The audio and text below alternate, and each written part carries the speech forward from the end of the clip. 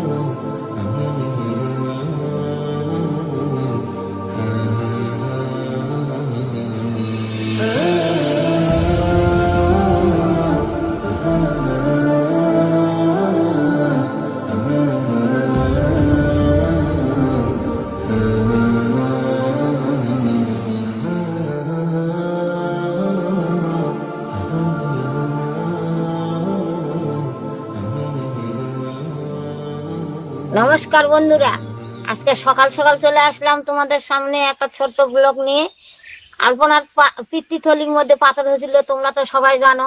আমরা এর আগে হোমিওপ্যাথি ওষুধ খাওয়ালাম। আমরা মনে করলাম কি ডাক্তারবাবু বললো যে হোমিওপ্যাথি ওষুধ খেলেই ভালো হয়ে যাবে, আমি পাথর বের করে দেবো।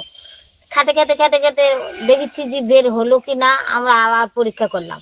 না, ওই যে বন্ধুরা কমেন্ট করলো না অনেক, হ্যাঁ অনেক বন্ধুরা কমেন্ট করে বললো যে তোমরা হোমিওপ্যাথি ওষুধ খায় না, একবারে অপারেশন করে নাও, নাহলে এই পাথর কোনোদিনও জীবনে ভালো হবে না।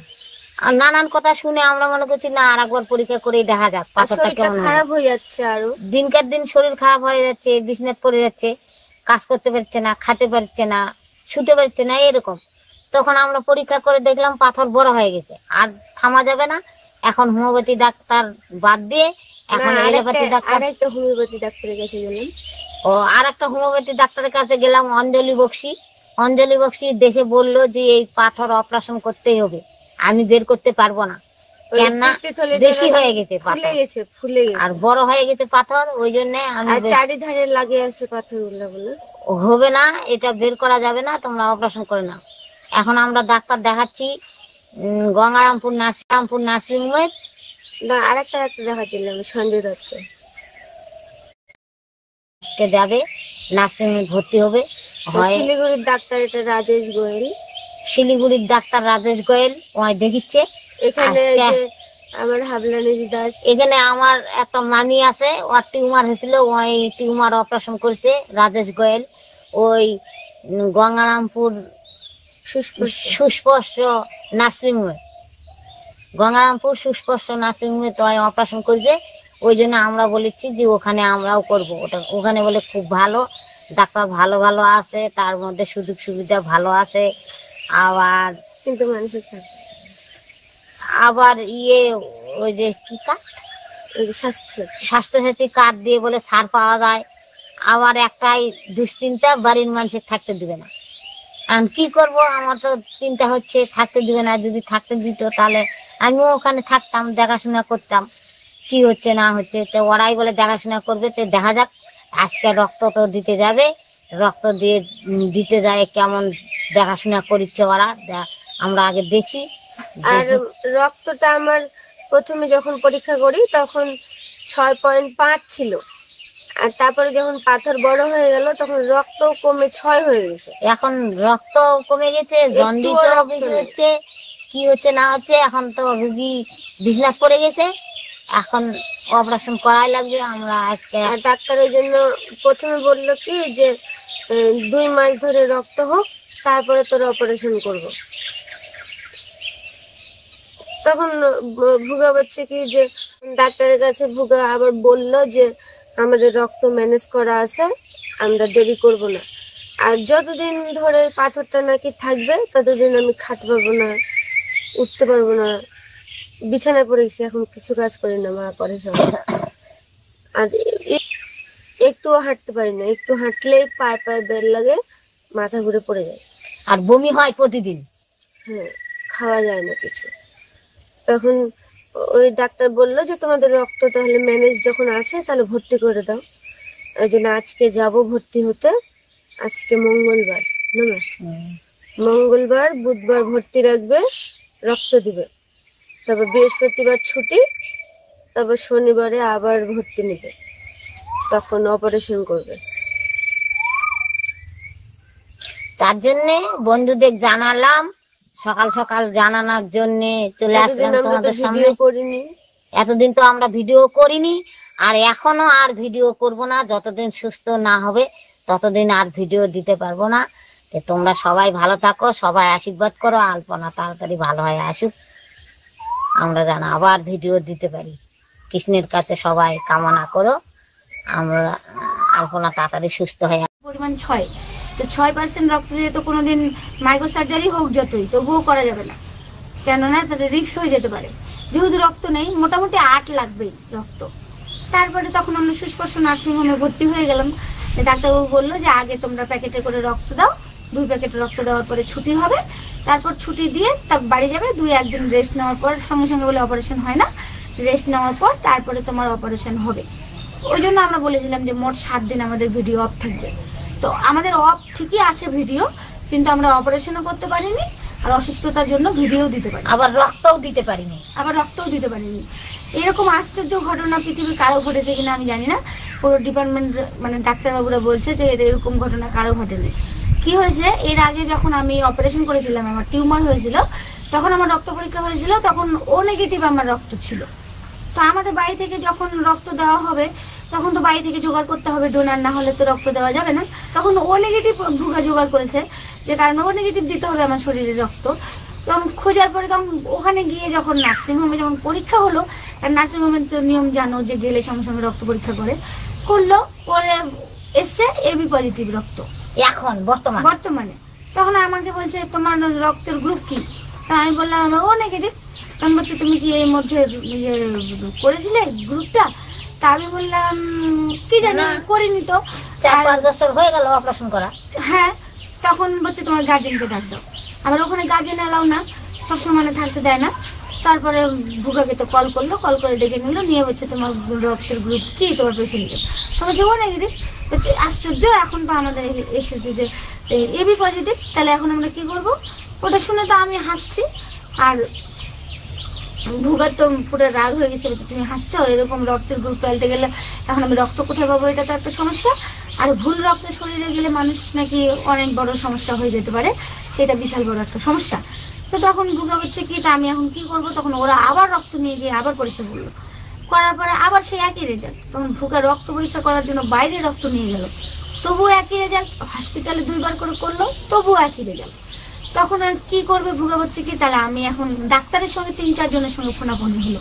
তো ডাক্তারবাবু বলছে কি যে তুমি তাহলে এক কাজ করো, এখন এই মুহূর্তে রক্ত দেওয়ার কোনো দরকার নেই, বাড়ি নিয়ে চলে যাও। তখন আমাকে সেই সকালবেলা ভর্তি হয়েছিলাম, এই 5টা নাগাদ, 5:30 6টার দিকে আমরা বাড়ি চলে এলাম, যে রক্ত আর দেওয়া হলো না। ঘুরে এলাম, এসে তখন আরো 6-7 জায়গাত, মোট 10 জায়গাত মনে হয় পরীক্ষা করা হলো। বোম্বেতেও পাঠিয়েছিল, কিন্তু রক্ত যেতে যেতে শুকিয়ে গেছে, হয়নি, মানে রক্তের পরিমাণটা একটু কম পাঠিয়েছিল বুঝি। তো যাই হোক, সর্বমোট আমাদের এখন এই পজিটিভই রক্ত এসছে।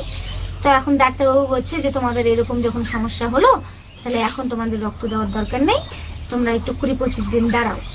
সেই জন্য এখন 20-25 দিন আমাদের অপেক্ষা করতে হচ্ছে। তার মধ্যে 4-5 দিন হলো, আর একটু ভিডিও টিডিও সবকিছু বন্ধ আছে।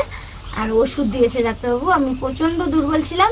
এখন নার্সিংহোমের ডাক্তার, সব ডাক্তার বাদ দিয়ে আমরা এখন বালুরঘাট বলে ওই নিরঞ্জন কর বলে জন্ডিসের খুব ভালো ডাক্তার নাকি, ওই জন্য জন্ডিসে হয়েছিল, জন্ডিসে নিরঞ্জন করের ওষুধ বর্তমান খাচ্ছে। পরশুদিন বালুরঘাট যায় নিরঞ্জন করে দেখায় নিয়ে আসে, ওষুধ টষুধ নিয়ে আসে, এখন বর্তমান খাচ্ছে। এখন একটু সুস্থ মনে হচ্ছে। তোমরা সবাই আশীর্বাদ করো, ভালো থাকুক, তাড়াতাড়ি ভালো হোক। হ্যাঁ, তোমরা তো প্রচুর আশীর্বাদ করো, আমি দেখেছি, জানি। তোমাদের এই ভালোবাসার কাছে মানে কি বলবো, ভাষা নেই যে প্রকাশ করব, কি দিয়ে যে প্রকাশ করা যায়। আর আমরা এখন কি করব এখন জানি না, এখন 20-25 দিন দেখি, অপেক্ষা করি। তারপর পাথর কি হচ্ছে, রক্তটা কি হচ্ছে, ছবি তুলতে হবে, রক্ত পরীক্ষা করতে হবে, করে দেখবো। রুগী যদি ভালো থাকে তাহলে 20-25 দিন দেখার পরে পরীক্ষা টরীক্ষা করে আবার পেটের ছবি টবি তুলে তারপর আবার আমরা নার্সিংহোমে যোগাযোগ করবো। আর ডাক্তারবাবু বলল যে লাস্ট আরেকবার এইখানে বালুরঘাট মাতৃসদন নামে একটা পরীক্ষা কেন্দ্র আছে, ওখানে বলেছিল যে করিস লাস্ট আরেকবার, ওখানে খুব ভালো। এখন তাতে থাক আপাতত, ওই নার্সিংহোমে ভর্তি হওয়ার আগে আরেকবার এখানে একটা টেস্ট করাস, যদি সর্বমোট এবি পজিটিভ আবার আসে তাহলে আর কোনো চিন্তা করতে হবে না। আর নার্সিংহোমের মালিক বলেছে যে তোমাদের কোনো চিন্তা নেই, আমরা হচ্ছে যতক্ষণ আলপনার শরীরে রক্ত যাবে ততক্ষণ ডাক্তার ওখানে বসে থাকবে। আর তারপর রক্ত অন্ততপক্ষে 1 প্যাকেট মনে হয় দিতে হবে। ডাক্তারবাবু বলছে যে এতদিন ওষুধ খেলে আইডিয়া যে 1 প্যাকেট দিতে হবে। তো দেওয়ার পরে তখন অপারেশন করবো, তোমাদেরকে সব কিছু জানাবো। আর এখন আবার আজকে থেকে মোটামুটি করে একটু করে ভিডিও দিতে শুরু করতে চাচ্ছি, জানি না কি হবে, কৃষ্ণ কি করবে। তোমরা সবাই ভালো থেকো, এই জন্য অপারেশন হয়নি, তোমাদেরকে জানালাম। এসকে সাজিব, হেলো দাদা। হ্যালো দাদা। আচ্ছা, তো সবাইকে জানাবো, সেই জন্য একটু পরে আমরা আবার ফেসবুকে লাইভ স্ট্রিম করব। তারপর জগন্নাথ কর্মকার খুব ভালো, আলিফ দাস খুব গরম, দিয়া দাস দিদি তোমার মা কি খুব ভালো লাগে মাকে। তারপর আলিফ দাস আমি বনগা থেকে। আচ্ছা, তোমাদের উত্তর 24 পরগনার বনগা, তাহলে চলে আসো ইয়েতে নৈহাটিতে, দেখা হয়ে যাবে। নৈহাটিতে যাবো আমরা বৃহস্পতিবারে। এবার আগে টিকিট কেটেছি। আমি ওই দাদাটাকে বকেছি যে তোমাদের জন্য আমাদের এতগুলো টাকা চলে গেল, এরকম কেউ করে? ওই ডাক্তারবাবুর কাছে যে থাকে, তখন বলেছে এবার আর ওরকম হবে না। আশা করা যায় ভগবান যদি চায় তাহলে বৃহস্পতিবারে বেরোবো আর শুক্রবারে গিয়ে পৌঁছবো। তোমাদের অত তাড়াহুড়ো করতে হবে না, আমাদেরকে দেখা এমন কি ব্যাপার, আমরা তো লাইভে আসি, তোমরা প্রচুর ভালোবাসা দাও, আমরা এতেই খুশি। তোমরা যদি কাছাকাছি কোথাও কেউ থাকো, দেখা করতে চাও, অবশ্যই করবে। রিয়া আক্তার দিদি কেমন আছো? তারপর ভালো আছি। এসকে সাজিব, হেলো দাদা। হ্যালো দাদা। আচ্ছা, মুন্নি দত্ত বিয়ে বাড়িতে। হ্যাঁ আচ্ছা, বিয়ে বাড়িতে। আমি বুঝতে পেরেছি, কারণ নার্সিংহোমে যদি হতো তাহলে তো বলতে যে নার্সিংহোমে দেখা হয়েছিল। Seema Biswas, how are you, we like your video very much. আচ্ছা, তারপর Thank you. তপতি মণ্ডল, আমি তোমাদের ভিডিও দেখি। তানিয়া অ্যাঞ্জেল, তোমাদের সাথে দেখা করার খুব ইচ্ছে। চলে এসো না তারপর বাড়িতে। উর্মিলা মজুমদার, আমাদের নবদ্বীপে কবে আসবা? আসবো, নবদ্বীপে। ঠান্ডার সময় যাব, দুর্গাপূজা কালী পূজার সময় যাব। এবার আমি যাবো না, ওই এর আগে দুর্গাপূজা কালী পূজা গিয়ে আমি দুর্গাপূজার মজা হয়নি বাড়িতে। তারপর সিওডি, দুর্গাপূজা বাড়িতে থাকলে মজা হয়, যাবোই না এবার দুর্গাপূজায়, যতই বলুক। সিওডি কোড নাকি আন্দামানে বৃষ্টি হচ্ছে। আচ্ছা, আন্দামানে তো বৃষ্টি হবেই। আমি বাইরে কোনোদিন যাইনি, ওগুলো সম্বন্ধে তো ধারণা নেই। আর আমার এতই পচা মাথা, কি পড়াশোনা করেছে আমি সব ভুলে গেছি, আমার কিছুই মনে নেই। এই আগের বছরে পরীক্ষা দিয়ে দিই, মনে করো পড়া হয়ে গেল, পরীক্ষা দিয়ে দিলাম, ওই 2 মাসের রেজাল্ট না বের হওয়ার আগে আমি পড়া বলে শেষ, কিছুই মনে নেই। একটা কবিতাও আমি বলতে পারবো না, খালি আতা গাছিটা বলতে পারবো। আতা গাছে তোতা পাখি নাকি? হ্যাঁ। তারপর ডালিম গাছে টিয়া। এখন পাল্টে গেছে ভুলে তো, গেছি। ডালিম গাছে মো, আর হিরে দাদের মনোরঞ্জন ঠাকুর দাদের বউ, ওটা এখন পাল্টে গেছে তো, কি জানি আটটা লাগছে তো। তো কি বাংলার ছাত্রী তো ভুলে গেছে, বাংলা অনার্স গ্রাজুয়েশন করেছে, তাও সব ভুলে শেষ। মাথার মধ্যে যে গোবর আছে তো কি করবো, মনে থাকে না। তপতি মণ্ডল, দাদা ভাই তোমাদের বাড়ি কোথায়? আমার বাড়ি করদহতে। তারপর হচ্ছে তানিয়া অ্যাঞ্জেল, তোমাদের সাথে দেখা করার খুব ইচ্ছা। আচ্ছা, চলে করো। এসো।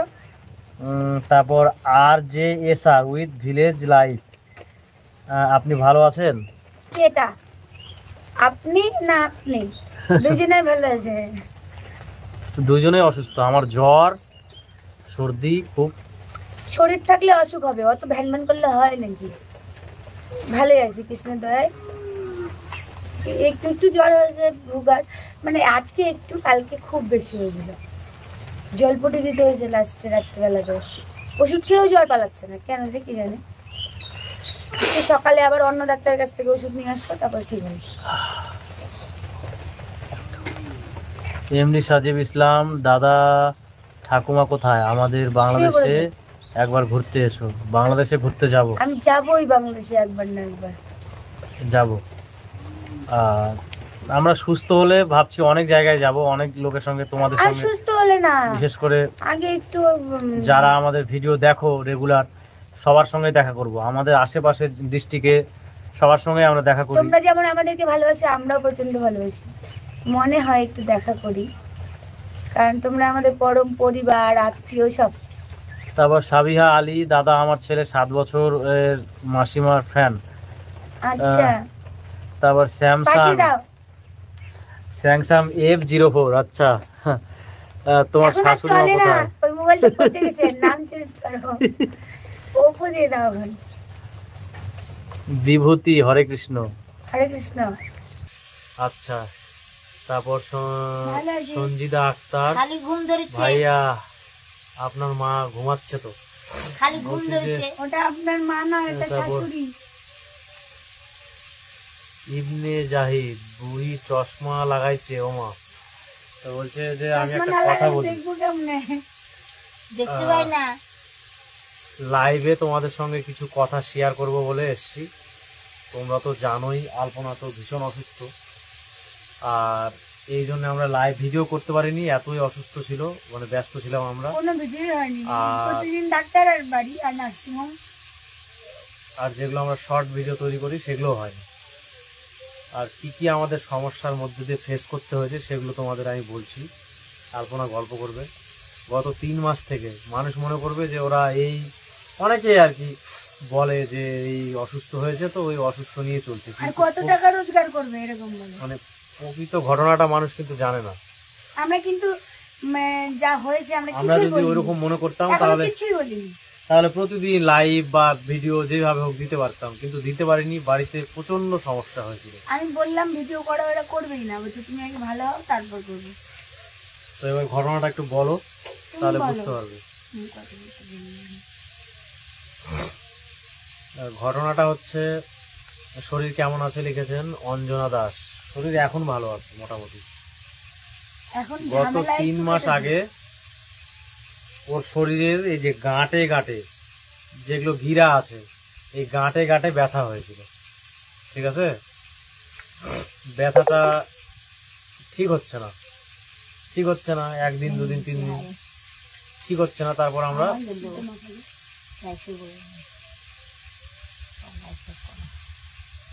বলো। তো গাঁটে গাঁটে ব্যথা ঠিক হচ্ছে না, 3-4 দিন হয়ে গেল। তখন আমরা যেই ডাক্তারের কাছে হোমিও চিকিৎসা করি সেই ডাক্তারের কাছে গেলাম। তো ডাক্তারবাবু বললো যে অনেক কারণে এগুলো হয়, যেমন বললো যে ইউরিক অ্যাসিড বেড়ে গেলে হয়, আরো অনেক কিছু কারণ বলেছে। তো ওষুধ দিল, ওষুধ দিয়ে মোটামুটি খুব একটা ভালো রেজাল্ট আসেনি। ব্যথা আছেই, ব্যথা আছে, ওই ব্যথার জন্য জ্বর চলে আসছে। তো ডাক্তারবাবু কিছু ব্লাডের টেস্ট বললো যে ব্লাডের আবার টেস্ট এলোপ্যাথি করাও। দেখাও। তখন এলোপ্যাথি দেখো। আমরা ভাবছি যে হোমিও খাচ্ছে, ঠিক আছে, একটা এলোপ্যাথি জেনারেল ফিজিশিয়ান দেখাই। তো জেনারেল ফিজিশিয়ান দেখালাম, ডক্টর সঞ্জয় দত্ত, তোমরা তো নাম শুনেছিলে তখন। তো ডক্টর সঞ্জয় দত্তকে দেখালাম, ডাক্তারবাবু টেস্ট করালো বিভিন্ন রকম ব্লাডের। তো ব্লাডের টেস্ট করাতে গিয়ে সঙ্গে ইউএসজিটাও দিয়েছিল। তো ইউএসজি করে আসলো ওর হচ্ছে গল ব্লাডারের স্টোন, ওরা তো জানো আর তোমরা। হ্যাঁ, আর যেটা স্প্লিন, লিভারে একটা জিনিস আছে স্প্লিন, যেটা হচ্ছে আমাদের 2 রকম যে ব্লাড আছে, একটা শ্বেত রক্তকণিকা আর লোহিত রক্তকণিকা। এই দুটো রক্তকণিকাকে ঠিক রাখে আর কি, মানে রক্তের যদি কোনো জীবাণু থাকে সেগুলোকে নষ্ট করাই স্প্লিনের কাজ। আর অনেক কাজ আছে, তো স্প্লিনটা একটু বড় হয়েছে। আর ব্লাড টেস্ট করে ওর এসছে জন্ডিস, না ওটাতেই ছিল নাকি বলতে পারছি না আমি, জন্ডিস। আর হিমোগ্লোবিন 6.5, তো খুবই কম। তো ডাক্তারবাবুকে আমরা বললাম যে ডাক্তারবাবু ব্লাড দিতে হবে নাকি, বলছে না ওষুধ খেয়ে হয়ে যাবে। তো আমরা ওষুধ খাওয়ার 1 মাস ওষুধ খাওয়ালাম, 1 মাস ওষুধ খাইয়ে দেখছি ওর ব্লাড 6.5 ছিল, সেখান থেকে 6 হয়ে গেছে, কমে যাচ্ছে। তখন আমি আবার বললাম ডাক্তারবাবুকে যে কি করা যায়, বললো যে তাহলে ব্লাড দেওয়ার ব্যবস্থা করতে হবে। তারপর ওকে হসপিটালে নিয়ে গেলাম, সুস্পষ্টতে। যাই হোক যেখানে হোক নিয়ে গেলাম। নিয়ে গিয়ে তো ওখানে ওর যেহেতু 4 বছর আগে ওর একটা অপারেশন হয়েছিল ইউট্রাসে, নিউরোফাইব্রোমা হয়েছিল, তো সেটার অপারেশন হয়েছিল। তখন ও নেগেটিভ ব্লাড ওকে দিয়েছিলাম। এবার যেহেতু ওকে ভর্তি করিয়েছি সকাল সকাল, আর ব্লাড ব্যাংকের 4টার মধ্যে কিন্তু ব্লাড দিতে হবে ডোনার, আর রাত্রি 10টায় ব্লাডটা দেবে। এবার আমি ডোনার সঙ্গে নিয়ে গেছি, ও নেগেটিভ। হ্যাঁ, এবার হসপিটাল থেকে যেখানে ভর্তি করেছি ওখান থেকে বলছে যে ওর ব্লাড গ্রুপ ও নেগেটিভ না, এবি পজিটিভ। রক্ত টেস্ট করে সবাই জানো সেটা, হ্যাঁ, তো ভর্তি হওয়া মাত্র। তখন তো আমার মাথা খারাপ, ও যে এটা কোনোভাবে হতে পারে না, কারণ আমি ওকে 4 বছর আগে ব্লাড দিয়েছিলাম, ও নেগেটিভ, আর এখন এবি পজিটিভ আসছে, এটা হতেই পারে না। সব ল্যাবে পরীক্ষা করালাম, 4-5টা ল্যাবে, সব জায়গায় এবি পজিটিভ। হসপিটালে গেলাম, ওখানেও এবি পজিটিভ। ওরাও 2বার টেস্ট করে বলছে এবি পজিটিভ। আমি কঠিন সমস্যার মধ্যে পড়ে গেলাম। আমার যারা পরিচিত ডাক্তারবাবুরা আছেন, আমাদের সঙ্গে কন্ট্যাক্ট রেখেছেন নাম্বার, তো তাদেরকে ফোন করলাম। ডাক্তারবাবু বলছে যে তুমি ব্লাডটা দিও না, আমি ভালো ওষুধ লিখে দিচ্ছি, ওই ওষুধ খেলে শরীরে ব্লাড হয়ে যাবে ভালো। আর আমি রিস্ক নিলাম না, কারণ এবি পজিটিভ তো দেওয়া যাবে না, কারণ ওর ব্লাড গ্রুপ ও নেগেটিভ, আমি এবি পজিটিভ দেওয়া যাবে না। হসপিটাল থেকে বলছে যে ওর এবি, হ্যাঁ আগেরটা ভুল ছিল, এখনকারটা ঠিক। তার কারণ এবি পজিটিভ যাদের রক্ত, তারা রক্ত গ্রহিতা নাকি, মানে ও নেগেটিভ নিতে পারে, ওই জন্য হয়ে গেছে। আমি বললাম এইরকম কাজ তো হবে না, কারণ এগুলো সিস্টেম আজ থেকে 10 বছর আগে বা তারও আগে ছিল, কিন্তু এখনকার দিনে যার যেটা গ্রুপ সেই গ্রুপই নেওয়া হয়, বা সেই গ্রুপই দিবে হসপিটাল থেকে, ব্লাড ব্যাংক থেকে, অন্য গ্রুপে রক্ত দিবে না। যতই ওকে দিতে পারে, ও তাকে দিতে পারে, ওরকম সিস্টেম নেই এখন। আমি বাড়ি নিয়ে চলে আসলাম, ভাবছি যে আরো 2 মাস ওকে খাওয়াই, ভালো ভালো আয়রনযুক্ত খাবার, যেমন মোচা, থোর, সব, তারপর হচ্ছে অনেক টেস্ট করা হবে চারিদিকে। হ্যাঁ, তারপর হচ্ছে টেস্ট করার জন্য নিয়ে এসেছে বিশেষ করে, অনেক কিছু খাবার খাওয়ানো হলো, বেদানা। পরীক্ষা করবে। তো 2 মাস বাড়িতে বসিয়ে এই সমস্ত আয়রনের ট্যাবলেট তো চলছিলই, তার সঙ্গে এই সমস্ত খাবার চলছিল, বেদানা, কুলেখাড়া, 1 গ্লাস করে কুলেখাড়া খাওয়াতাম। 2 মাস না, 21 দিন মতো। না 21 দিন। এবার তখন আমরা চিন্তায় পড়ে গেলাম। 1 মাস কিন্তু এরকম ওষুধ খাওয়ালাম, আর এইরকম আয়রনযুক্ত খাবার খাওয়ালাম। খাওয়ানোর পর ওর হচ্ছে হিমোগ্লোবিন চেক করাতে গিয়ে দেখি হিমোগ্লোবিন 3.6। আরো মাথা খারাপ যে 1 মাস আগে ওর ব্লাড ছিল 6, তার 1 মাস আগে ছিল 6.5, আর এখন 3 মানে 3.5 হয়ে গেছে, মানে ইমিডিয়েট। সবার সঙ্গে কথা বললাম, বলছে যে ইমিডিয়েট ওকে আগে ব্লাড ট্রান্সপ্লেশন করতে হবে, না ছাড়া কিন্তু রোগী সমস্যা হয়ে যাবে। তখন হসপিটালে ওকে গিয়ে ভর্তি করে দিলাম। ভর্তি করে আবার ওরা অন্য একটা মানে নার্সিংহোমে, ওখানে ওরাও বলছে এবি পজিটিভ। হসপিটালে গেলাম, বলছে এবি পজিটিভ ডোনার নিয়ে আসো। ঠিক আছে, এবি পজিটিভ ডোনার ম্যানেজ করলাম। আমার এক বন্ধু, নাম হচ্ছে ননীগোপাল বর্মন, বাড়ি দাঁড়ালে, আমার সিভিক বন্ধু, ভালো সম্পর্ক, খুব ভালো ছেলে। এবার খুব উপকারী ছেলে, মানে কি বলবো, ও ব্লাডের কথা শুনে ও বলছে যে আমি দিব, মানে আমাকে রাখিস, তোর জবে লাগবে। ওর এত অসুবিধা, যেদিন আমাকে ব্লাড দেয় সেদিন ছিল সম্ভবত শুক্রবার কি শনিবার এরকম হবে। একদিন পরে ওর বোনের বিয়ে, নিজের বোনের বিয়ে, তাও ও আমাকে দিয়েছে যে আমি দিবই, আমার যা হবে হবে। তো যাই হোক, এবি পজিটিভ ব্লাড নিয়ে হসপিটালে জমা করলাম, বললো রাত্রি 10টায় এসে নিয়ে যাওয়া। এবার রাত্রি 10টায় ব্লাড নিতে গিয়ে সবাই গিয়ে ব্লাড দিচ্ছে, আমাকে দিচ্ছে না। আমি বলছি কি ব্যাপার, ম্যাডামটা চুপচাপ আছে। তখন যে ম্যাডামটা ব্লাড চেক করে, তাছাড়া হসপিটালের ডক্টররাও আছেন, বলছেন যে তোমার ব্লাডটা 8 রকমের পরীক্ষা করে বের হয়েছে, ও নেগেটিভই হয় তোমার ওয়াইফের। তখন আমি একটু রিল্যাক্স ফিল করলাম যে যাই হোক, অনেক বড় বিপদের মুখ থেকে বেঁচে গেলাম। এই কথাটা অনেককে বললাম, সঙ্গে সঙ্গে তো সবার মাথা খারাপ কথাটা শুনে, যে হাই সর্বনাশ, বিশাল, মানে এটা একটা দুর্ঘটনা হয়ে যেত।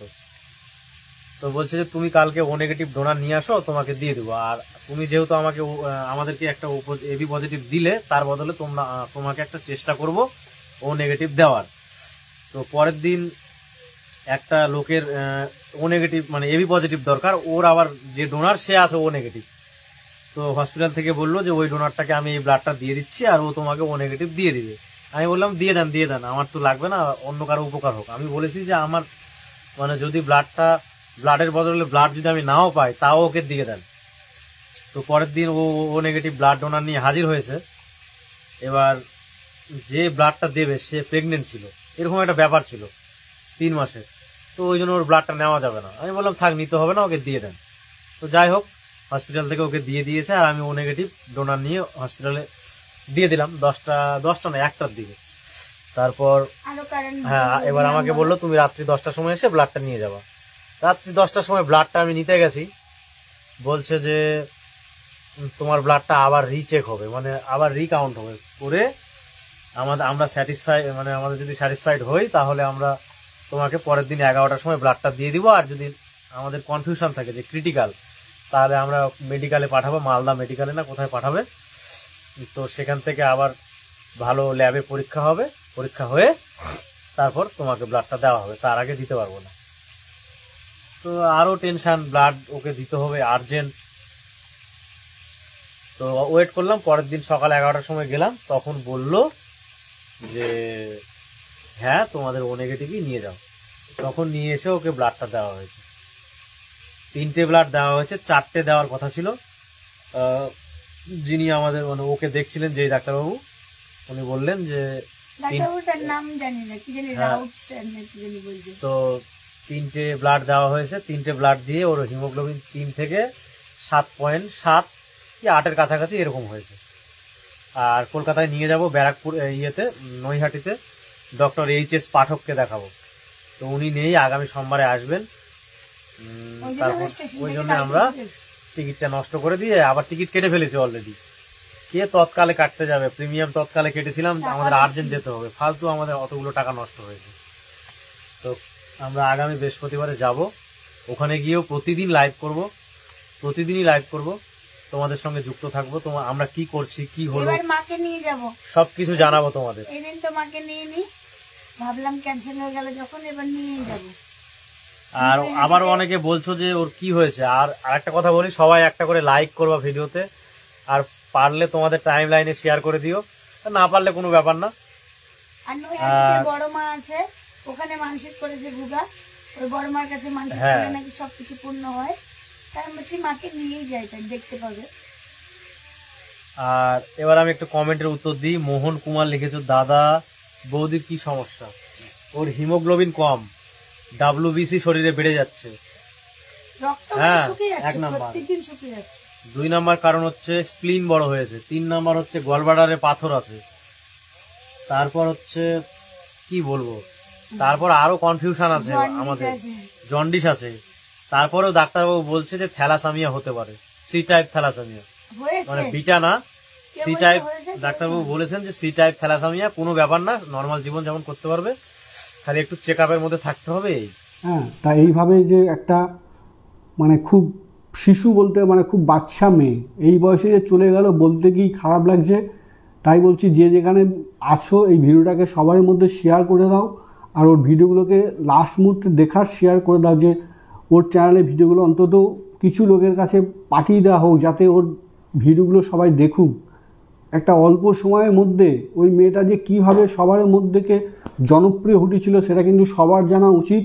তাই বন্ধুবান্ধব সবাইকে আমি রিকোয়েস্ট করছি যে ওর ভিডিওটা একাধিকভাবে শেয়ার করে দেওয়া হোক। আর ওই এই অকালে যে চলে গেল, এটাও এই ভিডিওটাও আপনারা সবাই শেয়ার করে দিন, যাতে সবাই দেখতে পাক যে ওর চ্যানেলে অল্প দিনে ও কীভাবে নিজেকে ট্র্যাগল করে আজকে এই জায়গায় এসেছিল। তা আমি বলবো যে এই ভিডিওটা যথেষ্ট পরিমাণে শেয়ার করে দিন। আর যে যে আলপনাকে ভালোবাসতেন কমেন্টস করে লিখুন, তাহলে আমি খুশি হব। ভিডিওটা বেশি বড় করছি না, দেখা হচ্ছে আর একটা ভিডিও নিয়ে। ততক্ষণ আপনারা ভালো থাকবেন, সুস্থ থাকবেন। জয় হিন্দ।